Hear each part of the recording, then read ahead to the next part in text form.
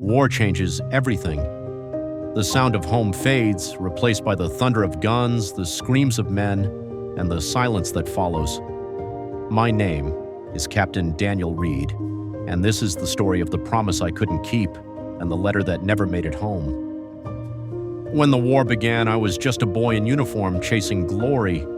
They said it would be quick, that we'd be home by Christmas, but the first snow fell on graves, not doorsteps. We fought for towns whose names we couldn't pronounce, for people we'd never met. But somewhere between the mud and the blood, I found a reason to keep fighting, my brothers beside me. There was Thomas, the medic, gentle hands in a world of chaos, and Miller, the joker, who laughed even when shells fell close. Together, we marched through France, village by village, inch by inch, as if we could push back the darkness with our hope.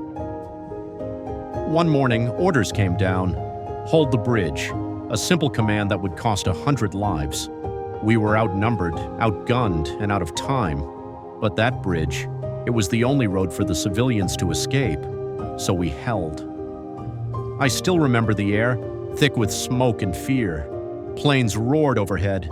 Tanks rolled through the fog. We dug in. We fought until our rifles burned our hands. Every minute we held was another life saved. Thomas was hit first, shrapnel in his side.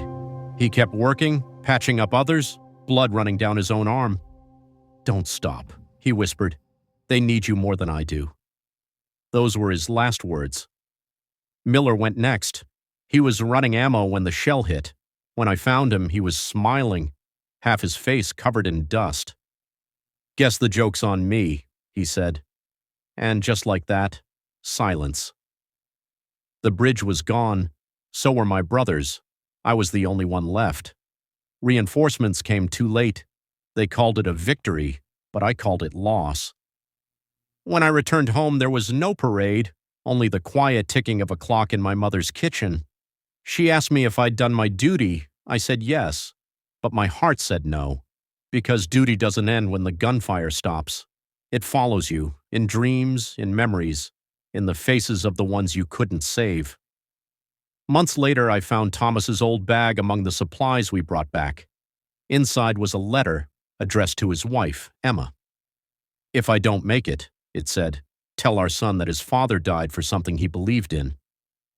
I read those words over and over, and I realized the letter never made it home, so I made a promise. I would deliver it myself. Greater than I traveled across a ruined Europe, through fields still scarred by war. Every village told a story of loss, of courage, of people trying to live again. When I finally reached England, I found her, standing at a small garden gate, holding her son's hand. I didn't have the courage to speak. I just handed her the letter. She opened it, tears in her eyes, and said, "He kept his promise, didn't he?" I nodded. "So did you," she said. Years have passed. The world rebuilt itself. New wars began. Old wounds faded but never healed. And sometimes when the wind carries that distant echo of thunder, of gunfire, I remember the bridge, the faces, the laughter in the trenches, the silence after the last shot. They say heroes are the ones who survive, but the truth is, heroes are the ones who don't forget. This is for Thomas, for Miller, for every name carved in stone. We were soldiers once, and though our bodies are gone, our stories remain. But even stories fade if no one tells them. Years passed. The world rebuilt itself with bricks and silence. Children played in fields where men once fell, never knowing the names buried beneath their feet. And I became just another face in an old photograph, another uniform in a frame gathering dust. Sometimes when night falls quiet and the city lights flicker like tracer rounds in the distance, I open that letter again, the one Thomas wrote to Emma. The paper's yellow now, the ink cracked and fading, but his words still breathe. They remind me what we fought for, not victory, not medals, but the right to dream again. After the war, I stayed in the Army for a while, teaching new recruits how to survive what we barely did. I told them war isn't glory. It's the sound of a friend calling your name and the silence after you answer. Some listened, most didn't, but one boy, barely 18, asked me, "Sir, were you ever afraid?" I smiled. "Every second," I said. "Courage isn't being fearless. It's walking forward when fear has already won." When I retired, I built a small house by the river near that same bridge. The water runs clear now. People cross without knowing what lies beneath. I plant flowers there every spring, red and white, the colors of blood and peace.